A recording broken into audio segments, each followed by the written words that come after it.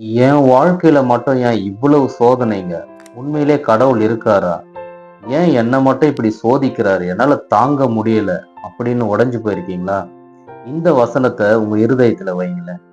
Hey guys, praise the Lord.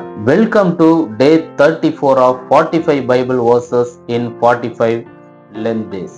இன்றைய மனப்பாட வசனம் 1 கொரிந்தியர் 10ஆம் அதிகாரம் 13ஆம் வசனம். மனுஷருக்கு நேரிடுகிற சோதனையே அல்லாமல் வேறே சோதனை உங்களுக்கு நேரிடவில்லை. தேவன் உண்மை உள்ளவராய் இருக்கிறார்.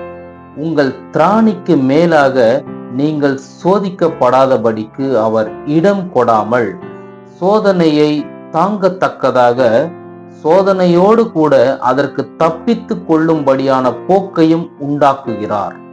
In English, 1 Corinthians chapter 10 verses 13. No temptation has overtaken you except such as is common to man. But God is faithful, who will not allow you to be tempted beyond what you are able, but within the temptation will also make the way of escape, that you may be able to bear it. தேவன் எல்லாருக்கும் கடினமான பாதையை அனுமதிப்பது கிடையாதுங்க. அவர் யாரை அதிகமா நம்புறாரோ அவர்களுக்கே அதை அனுமதிக்கிறார்.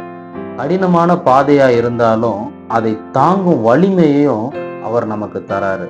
உங்களுடைய கஷ்டங்கள் உங்களை உடைப்பதற்கு அல்ல, உங்களை உருவாக்குவதற்கு. ஆமென். விசுவாசிங்க. நம்மளுடைய சேனல்ல நம்ம டெய்லி ஒரு வசனத்தை மெமரைஸ் பண்ணி மெடிடேட் பண்றோம்.